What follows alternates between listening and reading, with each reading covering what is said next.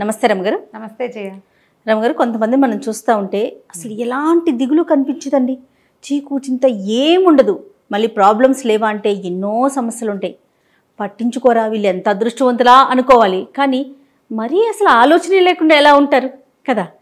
ఇళ్లలో వాళ్ళకి ఎంత కష్టమో తెలుసా రమగారు. అలా చీకు చింత లేకుండా హస్బెండ్ కానీ వైఫ్ కానీ ఇద్దరిలో ఒకళ్ళు హస్బెండ్ ఉన్నాడో చచ్చారే ఓయమ్మో కదా.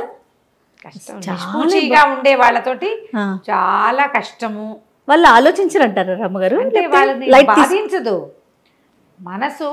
షాలోగా అంతసేపు బాధపడే రకంగా ఉండరు కొంతమంది. అసలు ఎంతసేపు బాధపడద్దు, కనీసం ఆలోచించాలి కదా. అది కూడా ఉండదు. వాళ్ళు ఆలోచిస్తారు, మనకు తెలియదు బహుశా. అంతేనంటారా? ఎవరి చింత వాడికి ఉంటుంది, కొంతమందికి చింత ఉండదు. రేపటి గురించి ఆలోచన కొంతమందికి ఉండదు. రేపు ఎలాగా, ఎల్లుండేలాగా, అవతల ఎల్లుండేలాగా, పిల్ల పెళ్ళి అయితే ఎట్లా, పెళ్లి కాకపోతే ఎట్లా, పెళ్ళయ్యాక పిల్లలు పుట్టపోతే ఎట్లా, పుడితే ఎట్లా, ఆ ఊరు వెళ్తే ఎట్లా, ఎక్కడికో ఆలోచించేస్తారు. ఆలోచించే వాళ్ళు కొంతమంది, ఏ ఆలోచన లేకుండా ఉండేవాళ్ళు కొంతమంది.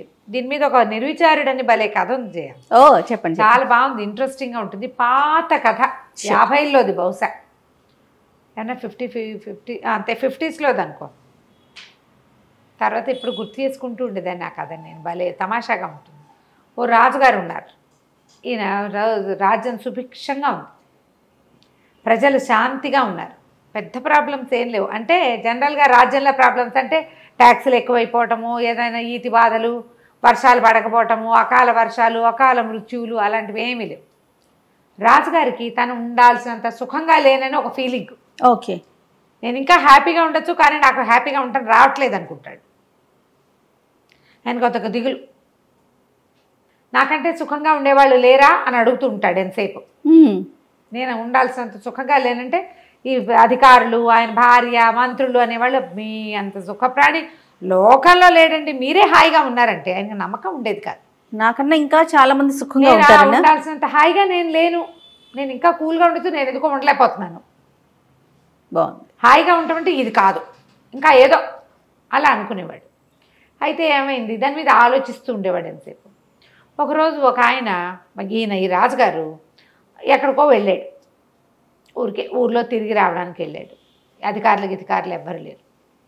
తిరిగి వస్తుంటే ఒక పల్లెటూరులో ఒక పల్లె వాతావరణం, నగరానికి కొంత దగ్గరలోని ఓ పూరి పాకలోంచి చిన్న వెలుగు, అక్కడి నుంచి ఏదో శ్రావ్యమైన సంగీతము వినపడుతోంది. అబ్బా, వీడెవడో సుఖప్రాణి, చీకటి పడేసరికి చక్కగా సంగీతం వాయించుకుంటున్నాడు. ఎవరు సంగీతం పాడుకుంటూ కులాసాగా ఉంటారు, ఆనందంగా హాయిగా ఉన్నవాడు. ఈయన గుర్రం బయట కట్టేసి ఆ గుమ్మంలోకి పోయాడు. ఈ రాజుగారు రాజు వేషంలో లేడు, సింపుల్గా ఉన్నాడు. ఏదో ఒక బాటసారి వెళ్ళే ఆ ఏకతార మీటుకుంటున్నాడు. ఒక ఆయన టింగ్ టింగ్ వాయిస్తున్నాడు. ఏకతార మీటుతారు కదా, ఆ ఏకతార మీటుకుంటూ చక్కటి పాట, ఎంత శ్రావ్యమైన కంఠము, నిశ్శబ్దంగా నిరామయంగా ఉంది వాతావరణం. ఆ ఇంట్లో ఎవ్వరూ లేరు, పేద పూరి గుడిసె. ఓ మూల ఓ పొయ్యి ఉంది, ఏవో గిన్నెలు కనపడుతున్నాయి, ఓ చిన్న కుక్కి మంచం ఒకటి ఉంది కూర్చోడానికి వీలుగా. ఓ చాపేసుకుని గుంజకానుకుని కూర్చుని ఏకతార మీటుకుంటూ పాడుకుంటున్నాడు. దాన్న కూర్చో అని ఆయన కూర్చున్నాక, అగో ముందు కొండలో మంచినీళ్ళు ఉన్నాయి తాగు అని వాడు మంచినీళ్ళు తాగి ఈయన మీటుకుంటూ పాడుకుంటుంటే రాజుగారు కూడా సంగీతంలో మైమర్చిపోయి విన్నాడు. ఎవరు ఏమిటి అని కనుక్కున్నాడు. ఎంత హాయిగా పాడుతున్నావు, నీకేం బాధ లేవంటే, ఏం బాధలు ఉంటాయన్నయ్యా, నాకేం బాధలు ఉంటాయన్నా, ఏమున్నాయి, ఏదో కళాయి పనులు చేస్తాను, మాటలేస్తాను గిన్నెలకి, నగరంలో తిరుగుతా పొద్దంతా, ఏదో ఒక పావలా రూపాయి దొరుకుతుంది, కాసిన బియ్యం కూర కొనుక్కు తెచ్చుకుంటా, అన్నం వండుకుని తింటా, నేను ఎవరికి పెట్టక్కర్లేదు, ఎవరు నాకు పెట్టక్కర్లేదు, గొడవలేదు, నాకెవరు లేరే అని ఏడవచ్చు. వాడు ఏడవట్ల, ఏం చేయాలి, ఏముంది, నడిచిపోతుంది కదా. అన్నం తిన్నాక ఇంకేముంది, వెంటనే నిద్ర ఏమీ రాదు. ఏదో సంగీతం చిన్నప్పటి నుంచి పాట పాడుకునే అలవాటు, ఏకతారా పెట్టుకుని పాడుకుంటుంటే సంతోషంగా ఉంటుంది, హాయిగా నిద్ర పడుతుంది, ప్రశాంతంగా ఉంటుంది అన్నాడు. రాజు ఆశ్చర్యపడి, ఊరిని వాడికి దొరికే పావలార్థకే వీడు ఎలా హాయిగా ఉన్నాడు, ఏమో నాకు అన్నీ ఉన్నా నేను హాయిగా లేను, నిర్విచారంగా ఉన్నాడే వీడు. వాడు ఎంతైనా ఏడవచ్చు, నాకు పావలాయే వస్తుంది, రూపాయి రావట్లేదని ఏడవచ్చు, పోనీ రూపాయే వస్తుంది, 10 రూపాయలు లేవని ఏడవచ్చు, నాకెవడూ లేడు, నన్ను పట్టించుకునేవాడు లేడు, నన్ను చూసేవాడు లేడని ఏడ్చేవాళ్ళు లేరా ఇప్పుడు? అదే కదా. అన్నీ ఉన్నా సరే మా అమ్మ లేదు, మా నాన్న లేడు, నన్ను కనుక్కునేవాళ్ళు లేరు, అందరూ నన్ను అజాపజా కనుక్కోవట్లేదు అని ఏడుస్తూ ఉంటారు. అవును. రాజుగారికి అన్నీ ఉన్నా ఏదో కష్టం. నేను ఇంత నిర్విచారంగా ఉండలేను, నేను ఇలా హాయిగా నా దారి నేను పాట పాడుకుంటూ పడుకోలేకపోతున్నానే. సరే వీడికి ఇది కట్ చేసి చూద్దాం, వీడు ఏం చేస్తాడో అని మర్నాడు ఆ రాత్రి వెళ్ళిపోగానే ఊళ్ళో ఎవ్వరూ మాటలేయించద్దు, కళాయి పెట్టించద్దు, అవన్నీ పనులు కోటలోనే అవుతాయి, రోడ్డు మీద తిరిగేవాడికి పని ఇవ్వద్దు అని టంకేయించాడు. వాడి ఆయన తెలివి. మర్నాడు ఈ కళాయి పోసేవాడు ఊరంతా తిరిగాడు, ఎవరు పిలవల, ఎవ్వరూ పిలవల. పని లేదు, ఏం చేస్తాం? తిరిగి వస్తూ ఉంటే ఇంటికి ఒక ఆయన, ఒక పెద్ద మనిషిలాగా ఉన్న ఆయన పాకెట్లో నుంచుని గొడ్డలు పెట్టి పేళ్ళు కొట్టుకుంటున్నాడు. పేళ్ళు కొట్టుకుంటుంటే ఆశ్చర్యపోయాడు. బాబు, ఇంత పెద్దవారు, ఇంత పెద్ద ఇంటి ఓనర్లే ఉన్నారు, ఎందుకండి ఈ పేళ్ల పనులు? నా బొట్టివాడు ఎవరికో కూలివాడికి 10 పావలా ఇచ్చి, ఓ పావలా ఇచ్చి చేయించుకోవచ్చు కదా అంటే, ఒరే కూలి ఎవరు దొరక్కేనైనా చచ్చినట్టు వేసుకుంటున్నాను, వాన వచ్చేలాగా ఉంది, పేళ్ళు లేకపోతే రాత్రికి అన్నం, రేపు పొద్దుటికి అన్నం ఉండదు, పనివాళ్ళు ఊరెళ్ళారు, ఎవరు లేక చేసుకుంటున్నాను అంటే, బాబు నాకు ఇవ్వండి, ఆ పావలా ఇస్తే నేను వేసి పెడతా బాబు అని చకచకా పేళ్ళు కొట్టేసి అవన్నీ కట్టకట్టి వంటింట్లోకి చేర్చి వాళ్ళకి ఆయన పావలా ఇచ్చి ఓ గ్లాసెడ్ గంజి ఇస్తే గంజి తాగి పావలా 10 రూపాయలు తెచ్చుకున్నాడు. వచ్చేటప్పుడు ఒక గుప్పెడు బియ్యం, ఓ సోల్డ్ బియ్యము, ఒక తోటకూర తెచ్చుకున్నాడు. అన్నం వండు తినేసాడు. అయిపోయి ఆ రోజు ఏకతారం పెట్టుకుంటున్నాడు. రాజుగారు ఇవాళ వీడికి తిండి దొరుకుండదు, వాడు అడుక్కునేవాడు కాదు, పని చేసుకుని బతికేవాడు. ఏం చేస్తున్నాడో చూద్దామని రాత్రి 9 అయ్యేసరికి తయారయ్యాడు. వీడు టింగ్ టింగ్ టింగ్ టింగ్ అని పాడుకుంటున్నాడు. ఎవడెవ్వడి వాడు ఈ జీవుడు, ఎవరికి ఏమవుతాడు ఈ జీవుడు అనుకుంటూ. రాజు ఆశ్చర్యపోయాడు. ఓరిని అని మళ్ళీ వెళ్ళాడు లోపలికి. వెళ్తే, నాయనా బాగున్నావా బాగున్నావానా అన్నాడు. బాగున్నాను, వాళ్ళు ఏం పని చేసావు అని అడిగాడు. అంటే ఏముంది పని చేయడానికి, ఎవరు కళాయికి మాటకి పిలవలేదు, సాయంకాలం వస్తుంటే ఎవరో పేళ్ళు వేసుకుంటూ కనపడ్డారు, చేసి పెట్టాను అన్నాడు. అయితే అప్పటి నుంచి రాజుగారు ఆశ్చర్యంగా ఉంది ఆయనకి. వెళ్ళిపోయాడు. రోజు పేళ్ళు వేసుకునే బతకడం మొదలుపెట్టాడు. ఊరంతా తిరిగి ఎవరికైనా కట్టిపేళ్ళు కొట్టి పెట్టాలమ్మా, ఏదైనా బరువు పని చేయాలా అని హాయిగా రోజు తెచ్చుకుంటాడు. అందుకుముందు మొదటి రోజున ₹1 వచ్చింది, తర్వాత నుంచి ₹1 రావటం మొదలైంది. హాయిగా కడుపు నిండా తిని ఉంటున్నాడు. మళ్ళీ వచ్చి చూశాడు రాజు, వీడు ఏకతారలో మార్పు లేదు. ఈయనేమంటాడు, వీడు కాయ కష్టం చేయటం వల్ల వీడు నిర్విచారంగా ఉన్నాడు, వీడి కష్టం కట్ చేద్దాం అనుకున్నాడు రాజు. మర్నాడు ఏం చేశాడు, 10 రోజుల తర్వాత ఒక సైనికుల్ని పంపించి, నీకు భటుడు ఉద్యోగం ఇస్తున్నాం, కోటకు పిలిపించారు, భటుడు ఉద్యోగం ఇస్తున్నాము, ఉద్యోగంలో చేరమన్నారు. అనేసరికల్లా ఈ నిర్విచారుడు అన్నాడు, ఎందుకండి నాకు పొట్ట బాగానే గడిచిపోతుంది, నాకు ఉద్యోగం అవసరం లేదు బాబయ్య, హాయిగా గడిచిపోతుంది, నేను సుఖంగా ఉన్నాను అంటే వాళ్ళు ఒప్పుకోవాలి. దేవుడి నుంచి నీకు ఉద్యోగం ఇవ్వమని ఆర్డర్ వచ్చింది, నువ్వు ఉద్యోగం చేయవలసిందే, ఇదిగో బట్టలు అని భటుడి బట్టలు ఒక కత్తి ఇచ్చారు. కాదంటానికి వీల్లేదు, రాజాజ్ఞ. సరే ఏం చేశాడు, ఆ భట్టుడి బట్టలు వేసుకుని ఆ కత్తి పుచ్చుకుని వచ్చి నుంచున్నాడు. ఇక్కడ ఎక్కడో కాపలాగా ఏమంటారు, డ్యూటీలు వేస్తారుగా అక్కడ ఇక్కడ అని. 2-3 రోజులకి వాడికి తెలిసింది. అంతకుముందు ఏదో బియ్యం పప్పు ఉంటే వండు తిన్నాడు. 2-3 డేస్కే వాడికి అర్థమైంది, ఇదేంటి నెల జీతం, రోజు పావలా అర్ధం రాదు, దినబత్తెని రాదు, నెల అయ్యాక జీతం ఇస్తారు, ఈ నెల రోజులు తిండెట్లా? వీడేం చేస్తాడో చూద్దామనే రాజు ఎత్తు. ఏం చేశాడు, ఒక కమ్మరాయన దగ్గరికి వెళ్ళి, రాజుగారు తన కత్తి ఇచ్చారు కదా, ఇది సైనికులకి కత్తిస్తారు, ఒక వరా కత్తి ఉంటాయి, ఆ కత్తిని కుదవబెట్టాడు ఆయన దగ్గర.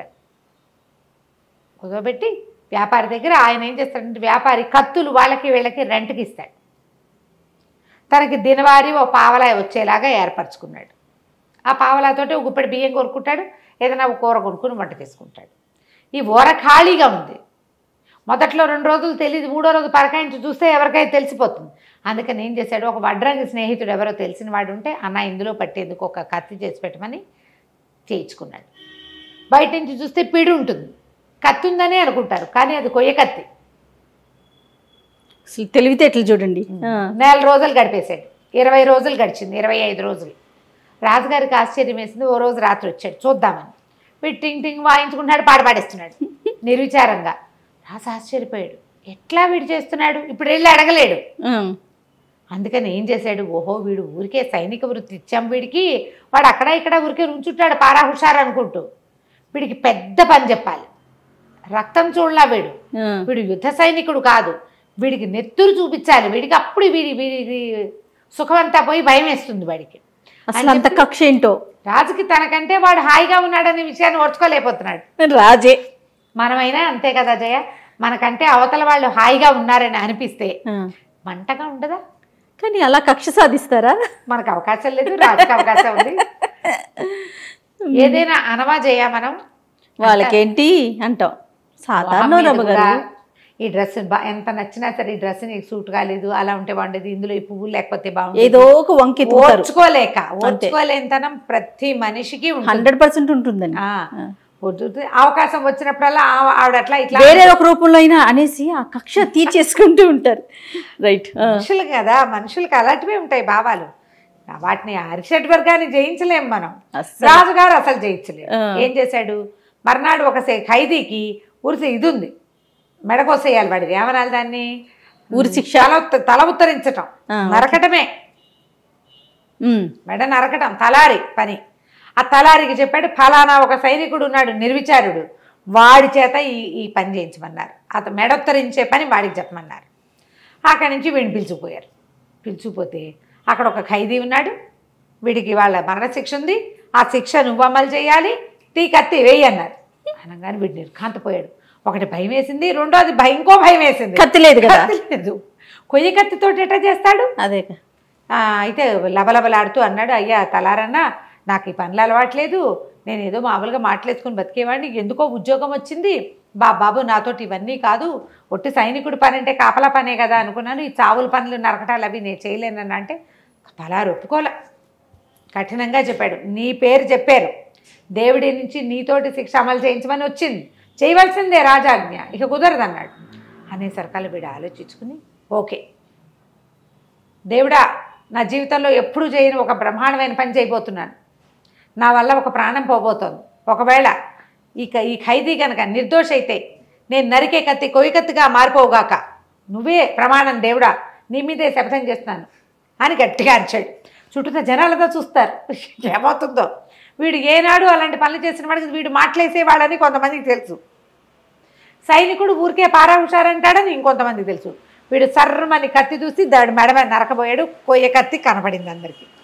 ప్రజలంతా కేకలు పెట్టారు, నిర్దోషి నిర్దోషి నిర్దోషి అని. మ్యూజిక్ ఏం రాలేదు, మ్యూజిక్ వస్తుంది, ఇక్కడ ఏమీ రాలే. కత్తి మాత్రం కొయ్య కత్తిగా మారిపోయింది. పిడి రాజుగారు ఇచ్చిన కత్తి పిడే, అదే కదా, కత్తి మాత్రం కొయ్య కత్తి. తలారి కూడా నిర్ఘాంతపడి, ఇదేంటి విచిత్రం, ఎప్పుడూ చూడలేదే, వీడు మహామహిమాన్వితుడిగా కనబడ్డాడు జనాలందరికీ. పరిగెత్తుకుంటూ పోయి రాజుగారికి చెప్పారు, వాడు నిర్దోషండి, వాడు నిర్దోషి ఏంటి, అంతా విచారించాం, వాడు నిర్దోషి కాదు, వాడు దోషి, వాడు 5 హత్యలు చేశాడు, దారి దోపిడి దొంగ వాడు అంటాడు రాజు. జడ్జిని పిలిచారు, మంత్రిని పిలిచారు, అందరూ వాడు దొంగ వాడు దొంగ వాడు హంతకుడు అంటే కత్తి కొయ్య కత్తిగా ఎలా మారిపోయింది? ప్రజలు ఒప్పుకోవటాల, నిర్దోషికి శిక్షిస్తారా? మేము చూస్తుండగానే కత్తి కొయ్య కత్తిగా మారిపోయింది. కేకలు పెట్టేసి జనాలంతా క్యాండిల్ ర్యాలీ లాంటిది చేయటం మొదలుపెట్టారు. రాజుగారు ఆశ్చర్యపోయి, ఈ నిర్విచారుడు, ఈ పాటగాడు ఉన్నాడు కదా సంగీత పాడుకునేవాడు, వీడిని పిలిచాడు. ఒరే నాయన ఏంటి కథ అంటే, నేనేం చేయను ప్రభు, ఇలా జరిగిందండి చెప్పేశాడు. చెప్పంగానే రాజుగారు అనుకున్నాడు, వాడు హాయిగా ఉండటానికి అలవాటు పడ్డవాడు, వాళ్ళు నిర్విచారంగానే ఉంటారు, వాడికి డబ్బులు ఉన్నాయి, లేదు ఉద్యోగం ఉంది, పదవి ఉంది, ఇవి కాదు, అంతే. నిర్విచారంగా ఉండటం వాడి మనస్తత్వం. డబ్బుంటే సుఖంగా ఉంటారని, రాజైతే సుఖంగా ఉంటారని, ఉద్యోగం ఉంటే సుఖంగా ఉంటారు కాదు, సుఖంగా ఉండటం అనేది ఒక తత్వం, అంతే. ఏదున్నా లేకపోయినా ఆ ఖైదీకేమో ఉరి శిక్షని, ఈ శిక్షని, మరణ శిక్షని రద్దు చేసి, మరి ప్రజల్లో గొడవ వస్తుందిగా, వాడికేమో ఆజన్మాంతం జైలు శిక్ష విధించి, ఈ పాటగాడిని నీకు చేతొచ్చిన పని చేసుకో అని చెప్పి వదిలిపెట్టేశారు. ఏమైనా ఇవ్వమని అడిగితే ఏం వద్దండి, నా బతుకు నేను బతుకుతాను అన్నాడు. పావలా అర్థం వస్తే చాలు, ఏకతారం మీటుకోవడానికి అంతకంటే ఏం కావాలి, అంతే. హాయిగా దాన్ని పోయాడు. రాజుగారు ఆ తర్వాత నాకంటే సుఖంగా ఎవడున్నాడు అని చూడడం మానేశాడు. సూపర్, వాడి తెలివితేటలు సూపర్. నమస్తే రమ్మగారు. నమస్తే.